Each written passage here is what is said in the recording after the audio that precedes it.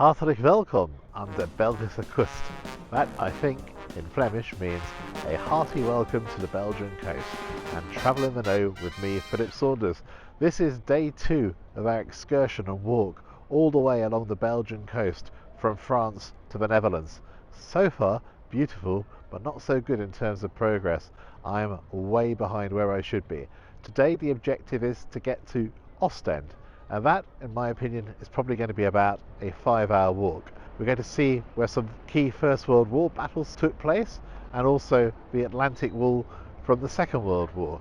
But we want to discover food as well and perhaps also understand why the beaches here are sandy, whereas beaches on the North Sea in England, such as Felixstowe, which I know so well, beautiful though they are full of shingle. As we're behind schedule, let's start walking. I've walked about 100 metres down the beach from where we ended yesterday evening, and there are these very imposing statues of shrimp fishers on horseback. We haven't seen any, but this is the area of the North Sea coast where you'll see the most. It's also a tradition that's recognised as a UNESCO cultural heritage, and if we were lucky, at low tide we'll see fishermen looking for the prized shrimps up and down this coast. They're different to the shrimps you'll find in Sainsbury's or Tesco's because they're a brown colour, and to be honest they're a lot more tasty than the Atlantic shrimps. If you can get your hands on them, I recommend it.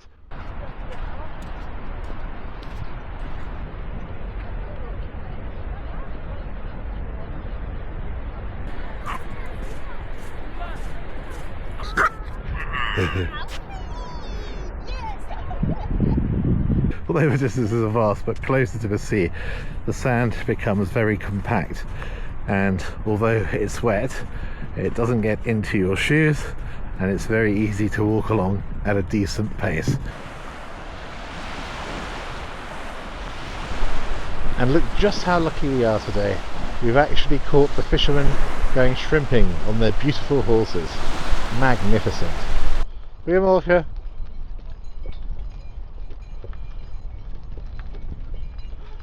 And a tourist version. We've arrived at Newport Bud, and yes, you've guessed, that does indeed mean Newport. The national language here is Flemish, which is a dialect of Dutch, and Dutch is actually supposed to be the easiest language for English people to learn, as Dutch is the most closely related language to our own. Walking along the beach here, I love the unpredictability of it as well. All these little rivulets which are formed by nature and sometimes become challenges as you need to cross them to move on. The coast of Flanders is certainly blessed with plenty of statues and art, and I believe this is thanks to something called the Beaufort project. And here at the end of Newport we have reached the Ijzer, which is basically where the Ijzer River meets the North Sea. And Ijzer in Dutch means iron, which I think is reflected in the colour of the water. An alternative to the London Wheel right here by the Ijzer. The View Giant Wheel EU. Does that mean it has EU funding? And now on a delightful path along the Ijzer River. There are people riding bikes, not surprising, loads of people walking as well, and some folks with binoculars looking at the bird life. Apparently the bird watching here is fantastic, and certainly the air is pure and lovely, and I'm looking forward to walking down the river. I may not appear as enthusiastic as most of my vlogs, but trust me, I am. It's just that my feet are a little tired. Walking along all that sand is quite a challenge. This takes us a little bit out of our way, but I want to find the small town of Newport, possibly have a little drink, a break, and then also discover more about Belgium's First World War history. This is the boat that could take me across the river, but no, we carry on walking. I've now arrived in Newport, and you can see that the fishing business is still going strong here. Amazing fish shops. Just take a look at the display here. So we've got all sorts of things here. Large sea snails, langoustine. We've also got what are known, I think, as knife clams. Something like that. Razor clams, that's right. Langoustine at the back. Then we've got crab claws at the front. Large prawns. All sorts of seafood here. Little langoustine. And tiny little snails at the back. And obviously recognisable as crabs, and then the famous Saint Jacob shells, coquille Saint-Jacques in French, and then a nice choice of oysters. Matthias herring. Oh, look at this. Smoked eel, I love that. Little sprats. Marinated salmon. Smoked eel. Smoked salmon. More eel. Halibut. Every imaginable type of fish from the North Sea and beyond. What a display. One of the most important national specialities of Belgium, that is a croquette with shrimps. Look at all the salads. Guess what? I'm so impressed by the fish selection that I had to actually buy some and try it as my lunch. Whole selection has come to around about 15 euros, including the Coke Zero. There are quite a few seagulls around on the Belgian coast, so I am a bit concerned about what the consequences may be of this fish madness. But I started off with 2 salads. This one, actually let's take the top off, sealed, I think. Yep. This salad is mussels in tartar sauce. Of course, mussels very popular here on the North Sea coast. Let's taste.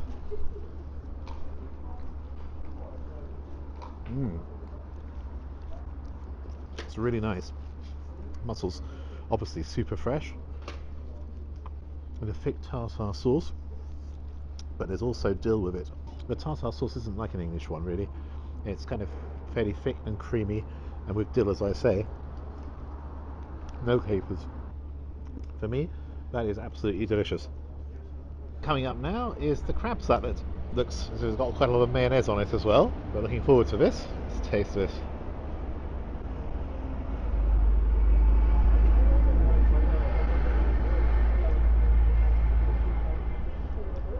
Belgians like mayonnaise. It's definitely mayonnaise with peppers in it and nice healthy chunks of crab. Tastes great.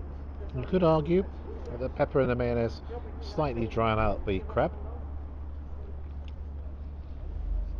And although it's clearly full of calories, I love it. And Mum, don't worry, I'm walking it off. I really am. Lots and lots of walking up the Belgian coast at the moment. But it's not crabs, it's shrimps. Oh well, perhaps I misunderstood. Still, very nice. And as I get to the bottom, I should have mixed it around a bit more. There's also little bits of garlic, and that does add a little something to the taste. It's really nice. And next, you'll never guess what's in here, but it's an important ingredient in lots of Belgian food, particularly in Ghent, where you have eel, which is what this is, in what's called green sauce. And here we have some smoked eel. I love eel. If you like eel, why not let me know in the comments below? I suspect we're a minority. Tastes so good, so smoked, and such a rich, oily meat. A prominent fishy taste. Tastes absolutely great. For me, much more exciting than mackerel, which it tastes similar to, but I think this just tastes more delicate and better. I've definitely left the best to last. This is what's called Matthias herring, and it's very popular both in Belgium and the Netherlands, served with onion. Generally picked up and eaten in one go, held from the tail. I'm not going to do that, but well, looks like I am actually. It's a bit slippery, I have to say. So let's take a little bite.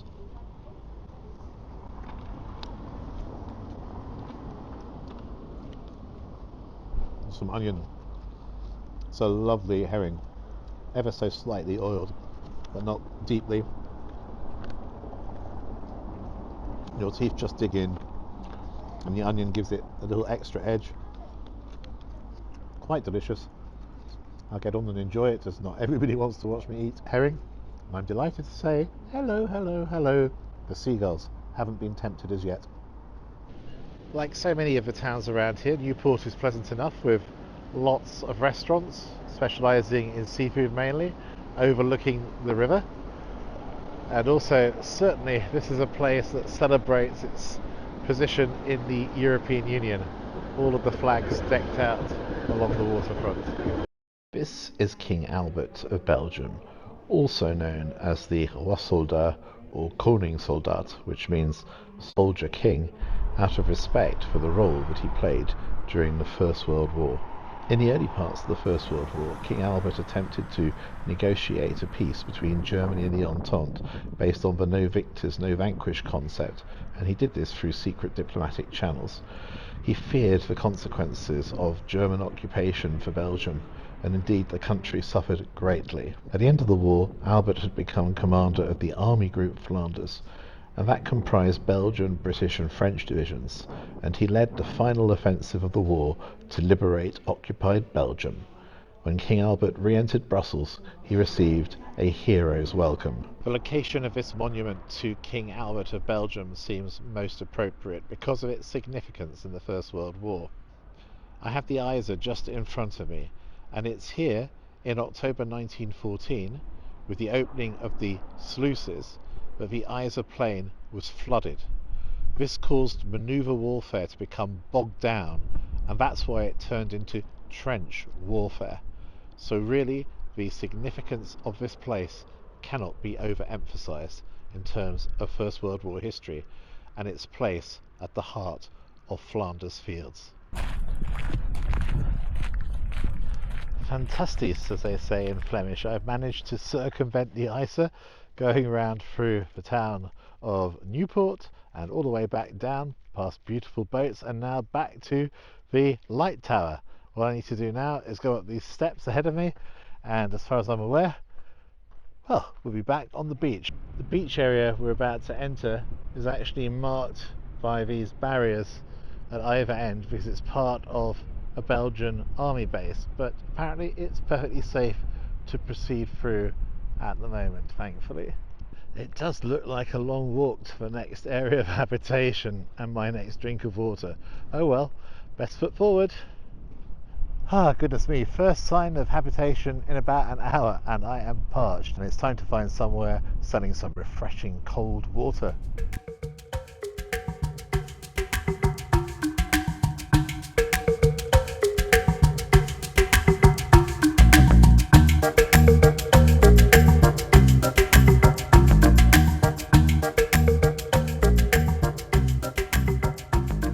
We find ourselves now right in the middle of Middelkerke, which is right in the middle between the Ijzer Monding, so where we came from the Ijzer River, to Ostend, which is my target this evening. So I've still got well over 2 hours walking.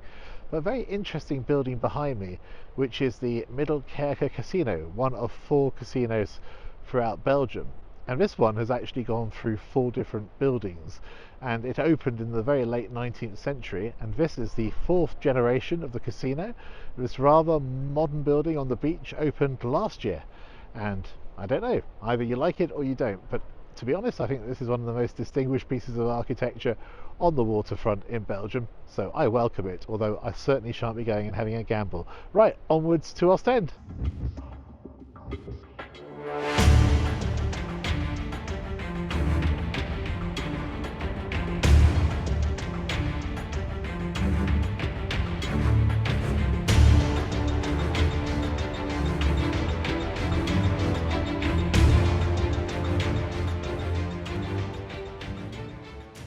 One thing I promised I'd tell you about today was about the difference in beach composition between the Belgian and British coasts of the North Sea. As some of you know, I was brought up in Ipswich, which is on the eastern coast more or less, so I used to spend loads of time in Felixstowe, and whenever you venture into the sea there you have to confront a shingle beach, quite large stones as well. So I've always wondered, why is it different here? I mean, just look at this gorgeous sand that you see throughout the walk I've done today. Belgium's coastline is characterised by extensive sandbanks, and they've been formed by longshore drift and sediment deposition from rivers. Rivers like the Scheldt, which forms the border between Belgium and the Netherlands, carry significant amounts of sand and sediment, and these are deposited along the Belgian coast, contributing to its remarkable sandy character. And also the Belgian part of the North Sea is relatively shallow, and that's why it has a history of sediment accumulation. On the other hand, the south and southeast coast of Britain is known for its shingle beaches. Chalk cliffs are common along the British coast, and they contain flint. As the cliffs erode, the flint is released and transported by waves, forming pebbles and shingle. The higher energy waves along the British coast tend to move lighter sand particles further offshore, leaving behind the heavier shingle and pebbles. So now you know. It's coming up to 9 o'clock on day 2, and yes, we've made it to Ostend Beach. Right now I feel completely crazy because I have apparently, according to my iPhone, done over 45,000 steps today, which is more than I anticipated, and my feet are asking for at least an 8-hour rest. You know what to do, don't you? Please, if you've enjoyed this vlog, subscribe, and tutsiens, tutsfrucks, until the next part of this adventure. Now, even though my legs are caving underneath me, I need to walk very carefully to my tram stop. We'll see you again very soon on Travelling Unknown. Goodbye.